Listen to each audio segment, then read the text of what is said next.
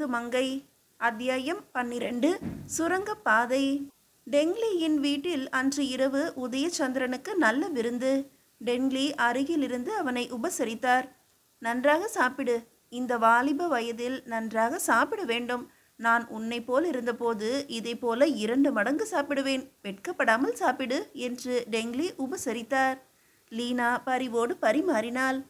அன்று வயிறும் மனமும் நிரம்பியவனாய் டெங்லியின் வீட்டிலிருந்து உதயச்சந்திரன் புறப்பட்ட போது இரவு 8 நாழிகைக்கு மேல் ஆகிவிட்டது. அவனை இரவு அங்கு தங்கிவிட்டு காலையில் போகுமாறு டெங்லி வேண்டிக் கொண்டார்.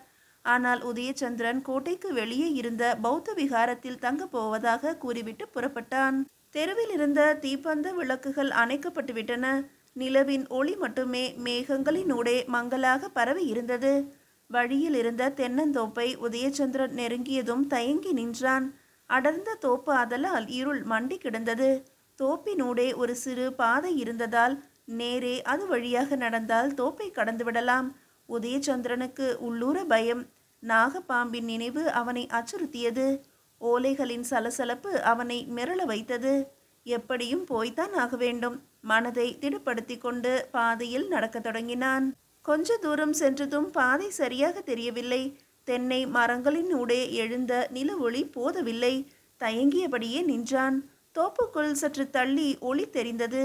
ஏதோ ஒரு கட்டடத்துக்குள் தீப்பந்தம் எரியும் ஒளி என்பதை புரிந்து கொண்டான்.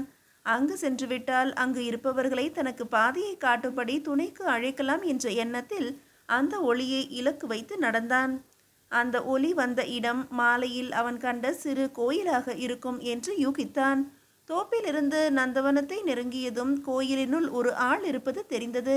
நந்தவனத்திலும் ஆங்காங்கே மரங்கள் இருந்ததால் அவற்றின் மீது மோதிவிடாமல் ஒளியை நோக்கி மிகுந்த எச்சரிக்கையுடனேயே நடந்தான். கோயிலை நெருங்கியதும் கோயில் சாளரத்தின் வழியாக எட்டி உள்ளே பார்த்தான். உள்ளே எரிந்து கொண்டிருந்த தீவட்டியின் ஒளியில் ஒரு பெரிய சிவலிங்கம் தெரிந்தது. அடே அப்பா, எவ்வளவு பெரிய சிவலிங்கம் என்று முணுமுணுத்தபடியே கைகூப்பி வணங்கினான். உள்ளே யாரும் இல்லை. அப்போது ஓர் அதிசய காட்சியை கண்டான். சிவலிங்கம் இருந்த கர்ப்ப கிரகத்தில் திடீரென்று வெளிச்சம் அதிகமாகியது. வெளிச்சம் எங்கிருந்து வருகிறது என்று புரியவில்லை. கர்ப்ப கிரகத்தை சுற்றிலும் கற்சுவர்கள். அதிலிருந்து சாளரமும் கல்லினால் கட்டப்பட்டதுதான். ஒரே ஒரு வாசல் மட்டும்தான் இருந்தது. வெளிச்சம் வாசல் வழியாகவும் வரவில்லை. உதயச்சந்திரன் திகைப்புடன் வெளிச்சம் கூடிக்கொண்டு வந்ததை கவனித்தான். யாரோ தீவட்டியை ஏந்தியபடி கர்ப்ப கிரகத்துக்குள் வருகிறார்கள் என்பதை புரிந்து கொண்டான். ஆனால் கர்ப்ப கிரகத்துக்கு வேறு வாசல் இல்லையே என்று எண்ணி குழம்பினான். சற்று நேரத்தில் ஒருவன் தீவட்டியை பிடித்து கொண்டு லிங்கத்தின் பின்னால் இருந்து வெளிப்பட்டான். அவனுடைய கோலத்தில் இருந்து அவன் அந்த கோயிலின் பூசாரி என்பதை உதயச்சந்திரன் புரிந்து கொண்டான். பூசாரி தீவட்டியை சுவரில் இருந்த ஒரு கொக்கியில் சொருகிவிட்டு மீண்டும் சிவலிங்கத்தின் பின்னால் மறைந்தான். உதயச்சந்திரனோ பரபரப்படைந்தான். மெல்ல நகர்ந்து கர்ப்ப கிரகத்தின் பின்பக்க சுவர் அருகே சென்று சாளரத்தின் வழியே கவனித்தான். ஓ, சிவலிங்கத்தின் பின்னே சுரங்கப்பாதை. லிங்கத்தை சுற்றியுள்ள தளம் பெரிய சதுர கற்களால் பரப்பப்பட்டிருந்தது. அவற்றில் ஒரு பெரிய சதுரக்கல் மட்டும் தரையிலிருந்து பெயர்த்து எடுக்கப்பட்டு சுவர் மீது சாய்த்து வைக்கப்பட்டிருந்தது. பூசாரி அந்த கல்லை எடுத்து சுரங்க வாயிலை அடைத்துவிட்டு தீவட்டியை அணைத்தான். கர்ப்ப கிரகத்தில் ஏற்கனவே எரிந்து கொண்டிருந்த தீவட்டி மட்டும் ஒளியை பரப்பி கொண்டிருந்தது. பூசாரி கர்ப்ப கிரகத்தை விட்டு வெளியேறி வாசலுக்கு சென்றான். உதயச்சந்திரன் ஓசைப்படுத்தாமல் நடந்து கோயிலின் முன்பக்கம் சென்று எட்டி பார்த்தான். வெளியே வாசலில் இருந்த கல் திண்ணையில் பூசாரி அமர்ந்தபடி வானத்தை பார்த்து கொண்டிருந்தான். உதயச்சந்திரனுக்கு ஒரு எண்ணம் தோன்றியது. மெல்ல பூசாரியின் பின்பக்கமாய் போய் நின்றான். பூசாரி அப்பர் பாடல் ஒன்றை முணுமுணுத்து கொண்டிருந்தான். தென்னை ஓலைகள் காற்றில் எழுப்பிய சலசலப்பில் அவன் பாடியது சரியாக கேட்கவில்லை. பூசாரியின் பிடரியில் பட்டென்று ஒரு அடி அடித்தான் உதயச்சந்திரன். மறுகணம் மூச்சு பேச்சின்றி பூசாரி மயங்கி சாய்ந்தான். உதயச்சந்திரன் தெரிந்து வைத்திருந்த தற்காப்பு போர் முறையில் எதுவும் ஒன்று. மனித உடலில் எந்தெந்த இடத்தில் தட்டினால் உணர்வை இழக்க செய்யலாம் என்ற வித்தையை நன்கு அறிந்திருந்தான். கீழே சாய்ந்த பூசாரியை தாங்கி திண்ணையில் படுக்க வைத்தான். இனி பூசாரி விழிப்பதற்கு 6 அல்லது 7 நாழிகைகளாவது ஆகும். பரபரப்புடன் கோயிலுக்குள் சென்ற உதயச்சந்திரன் சுரங்கப்பாதையை மூடியிருந்த கல்லை பெயர்த்து எடுத்து சுவரில் சாய்த்து வைத்தான். பூசாரி அணைத்து வைத்திருந்த தீவட்டியை பற்ற வைத்து கொண்டு சுரங்க பாதையில் இறங்கினான். பல படிகளில் இறங்கி சமதளத்துக்கு சென்றதும் எதிரே நீண்டு ஒரு பாதை போவது தெரிந்தது. நெஞ்சு படபடவென்று அடித்து கொண்டிருந்தது. பாதையில் நடக்கத் தொடங்கினான். ஆங்காங்கே பெரிய தூண்கள் இருந்தன. தீவட்டியின் வெளிச்சத்தில் அவைகளின் நிழல்கள் பயமுறுத்தின. வெகு நேரம் நடப்பது போல உணர்ந்தான். தீவட்டியின் நெடி எங்கும் பரவியது. திடீரென்று உதயச்சந்திரன் நின்றான். அவனுள்ளே போராட்டம் நிகழத் தொடங்கிவிட்டது. இதென்ன வீண் வேலை? எதற்காக இப்படி நடந்து கொண்டிருக்கிறேன்? இது எங்கே கொண்டு போய் சேர்க்குமோ? இதில் ஏதேனும் ரகசியம் இருக்கும். ஏதோ பெயருக்கு கோவிலுக்குள் நந்தவனம் போல அமைத்து உள்ளே சுரங்க வாயிலை இணைத்திருக்கிறார்கள். பூசாரி இந்த சுரங்க பாதையின் காவல் வீரனாகத்தான் இருப்பான். இதில் ஆபத்து ஏதேனும் இருக்குமோ? வலிய போய் ஆபத்தில் சிக்குவானேன்? திரும்பி விடுவோமா? உதயச்சந்திரன் தீவட்டியை பிடித்தபடி அசையாமல் நின்றான். எதிரே தெரிந்த தூண் ஒன்று பூதாகாரமாக நின்று கொண்டிருந்தது. உள்ளூர பயம் இருந்தாலும் மேலும் தொடர்ந்து சென்று பார்க்க வேண்டும் என்ற ஆசையும் அதிகரித்தது. முன்னோக்கி நடக்கத் தொடங்கினான். ஒரு இடத்தில் பாதை வலது பக்கமாக பிரிவதற்கான அறிகுறி தெரிந்தது. ஆனால் வலது பக்கம் வழி ஏதும் இல்லை, சுவர்தான் இருந்தது. அந்த சுவரில் பாதைக்கான ரகசிய ஏற்பாடு ஏதாவது இருக்கலாம் என்று எண்ணியவனாக வலதுபுற சுவரை தொட்டு பார்த்தான்.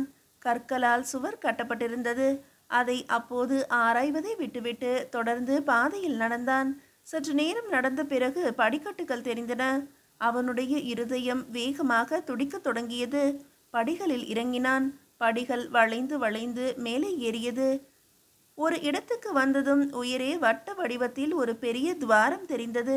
தீவட்டியை சுரங்கத்தின் உள்ளேயே மேற்படியின் அருகே இருந்த தூணில் சாய்த்து வைத்துவிட்டு துவாரத்தின் வழியாக எட்டி பார்த்தான். அங்கே ஒரு மண்டபம் தெரிந்தது. துவாரத்தின் வழியாக மண்டபத்தின் உள்ளே சென்ற உதயச்சந்திரன் இருளில் மறைந்து நின்றவாறு சாளரத்தின் வழியே அடுத்த அறையை கவனித்தான். வியப்பு தாழாமல் கல்லாக சமைந்து நின்றான். அவனால் நம்பவே முடியவில்லை. கப்பலில் சந்தித்த தேவசோமாவும் சுகதாசவும் அங்கு இருந்தனர். அவர்களுடன் இளவரசனும் இருந்தான். அவர்களோடு இருந்த வேறொருவனை எங்கோ பார்த்த நினைவு இருந்தது. யோசித்தான். ஓ, இவன் இளவரசனோடு குதிரையில் துணைக்கு வந்தானே, அவனல்லவா? இந்நேரத்தில் கூடி என்ன பேசுகிறார்கள்? இலங்கை தேவசோமாவுக்கும் பல்லவ இளவரசனுக்கும் என்ன தொடர்பு? உதயச்சந்திரன் உன்னிப்பாக கவனித்தான். எங்கே போய்விட்டாய்? சித்திரமாயன் கேட்டான். கோட்டைக்கு வெளியே போட்டி மைதானத்துக்கு போயிருந்தேன். திரும்புவதற்குள் கோட்டையை அடைத்து விட்டார்கள். லிங்க பாதையில் வந்தேன் என்றான் வானராயன். அவன் கூறிய லிங்க பாதை என்பது சிவலிங்கத்துக்கு பின்னால் உள்ள சுரங்கப்பாதைதான் என்பதை உதயச்சந்திரன் இப்போது புரிந்து கொண்டான். இவர்களும் இப்போதுதான் வந்தார்கள். உன்னால் தான் சுணக்கம். எல்லாவற்றையும் இவர்களிடம் விவரமாக சொல் என்று கூறிவிட்டு சித்திரமாயன் அந்த அறையை விட்டு வெளியேறினான். பிறகு அறையில் நடைபெற்ற பேச்சுவார்த்தைகளை உதயச்சந்திரன் உன்னிப்பாக கேட்டுக்கொண்டிருந்தான். இடத்தை நன்றாக பார்த்து கொண்டாயல்லவா? வானவராயன் கேட்டான். சுகதாசா தலையை ஆட்டினான். வானராயன் தொடர்ந்து பேசினான்.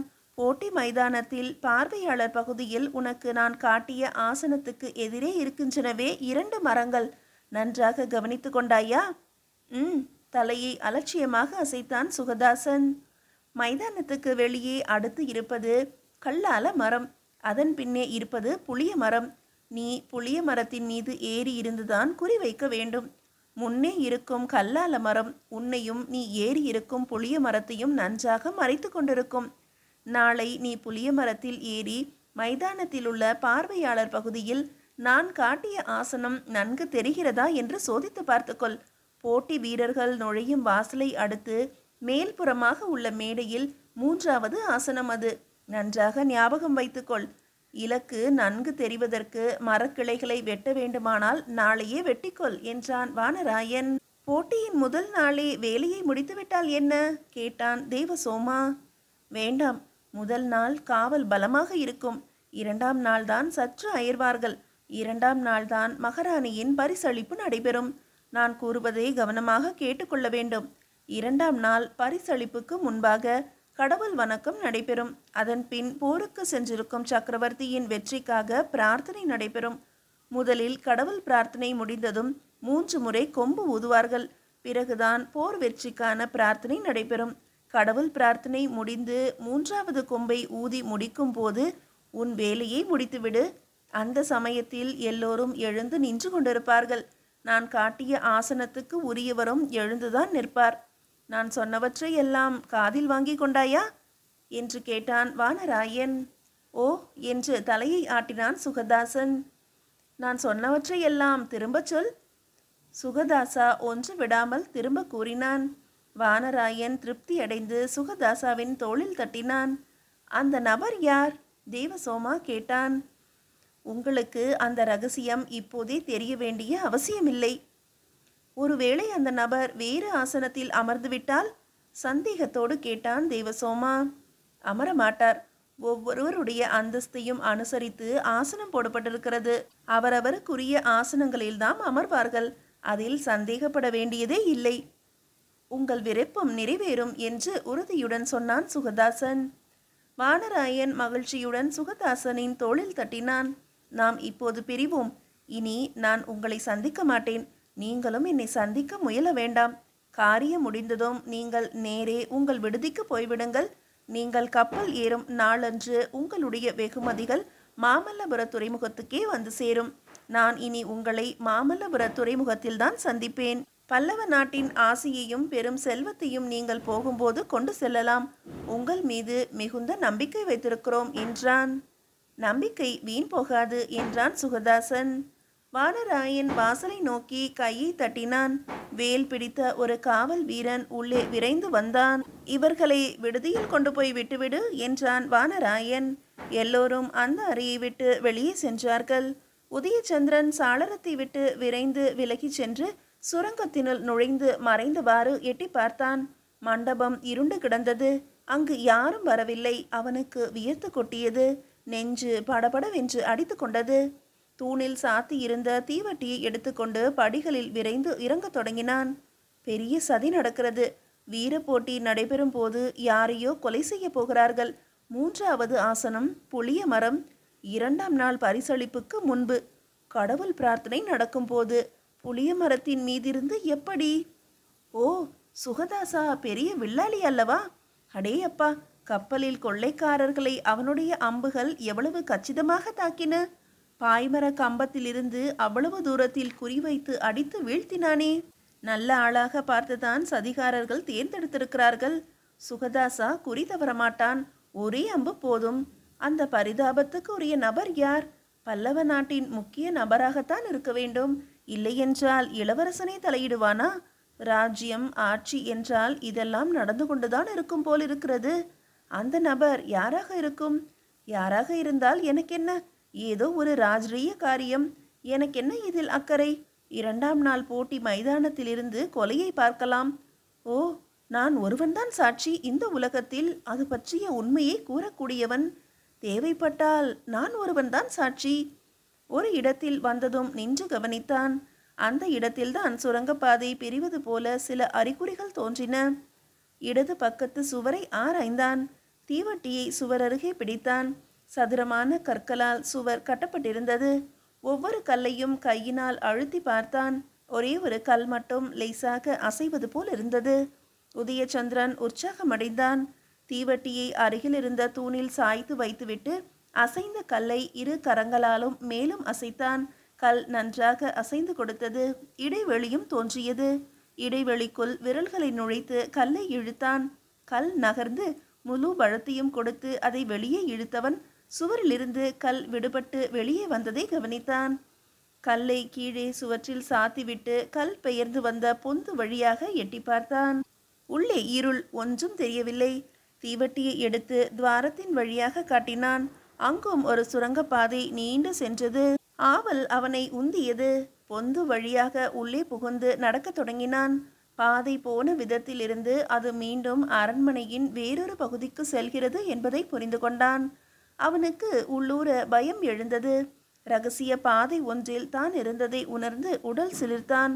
அரண்மனை இரகசியத்தில் வலிய போய் மாட்டிக்கொண்டதாக எண்ணி மனம் உழைந்தான். ஆனால் அவனது கால்கள் அவனை இழுத்து கொண்டு சென்றன. அந்த பாதையின் முடிவிலும் படிக்கட்டுகள் தோன்றின. அவற்றில் ஏறி சென்றபோது படிகள் ஓரிடத்தில் முடிந்துவிட்டன. அதன் பிறகு பாதை ஏதும் இல்லை. அந்த இடத்தில் கட்டாயம் ஒரு வாசல் இருக்க வேண்டும். வாசல் எப்படி அடைபட்டிருக்கிறது என்பதை ஆராய்ந்தான். அங்கும் சுவற்றில் ஒரு கல்லினால் தான் வாசல் அடைக்கப்பட்டிருந்தது. கல்லை நகர்த்திவிட்டு பொந்து வழியாக எட்டி பார்த்தான். மறுபக்கம் ஒரு சிறு அறை இருந்தது. வெளிச்சம் ஏதும் இல்லை. அதை அடுத்த அறையில் மிக மெல்லியதாக விளக்கொளி தெரிந்தது. உதயச்சந்திரன் சுரங்கத்தின் உள்ளிருந்து வெளிப்பட்டு அறைக்குள் சில வினாடிகள் நின்று கவனித்தான். அங்கிருந்த அலங்கார சின்னங்கள் அவனை பிரமிக்க வைத்தன. அரண்மனையை சேர்ந்த அந்தப்புரம் என்று யூகித்து கொண்டான். அந்தப்புரம் என்றால் ராஜகுமாரியும் இருக்க வேண்டுமே. அவள் எங்கே ஒய்யாரமாக தூங்குகிறாளோ? உதயச்சந்திரன் தனக்குள்ளேயே சிரித்து கொண்டான். அறைக்குள் ஒவ்வொரு இடமாக உற்று பார்த்தான். அவனுடைய பார்வை சாளரத்தை அடுத்தாற் போல கீழே தாழ்ந்த போது, ஓ, உதயச்சந்திரனின் கண்கள் நிலை குத்தின. சாளரத்துக்கு அடுத்து போடப்பட்டிருந்த ஹம்ச தூளிகா மஞ்சத்தில் உறங்கிக் கொண்டிருந்த பெண் மீது பார்வை விழுந்ததும் இதய துடிப்பு ஒரு கணம் நின்று விட்டது போல் இருந்தது. புராண கதைகளில் தேவலோக அப்சரசுகளை பற்றி கேள்விப்பட்டிருந்தான்.